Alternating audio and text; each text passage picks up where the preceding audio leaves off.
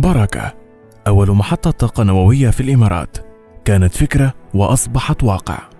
بعد 12 عاما من العزم على دخول مجال الطاقة النووية السلمية، كانت الكلمة العليا للإدارة.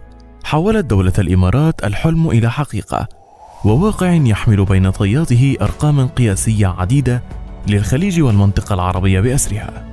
في إبريل عام 2008 أعلنت الإمارات عن عزمها تطوير برنامج للطاقة النووية السلمية، وفي عام 2010 تم بدء دراسة المواقع المحتملة لبناء أول محطة نووية.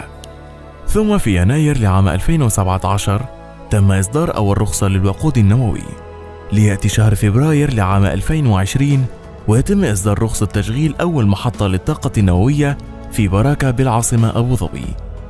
هذه الرخصة ألحقت الإمارات بركب الدول النووية ووضعتها في مقدمة الدول العربية. تم ذلك بفضل كفاءات 120 مهندسا إماراتيا حققوا حلم أضخم مشروع نووي في العالم.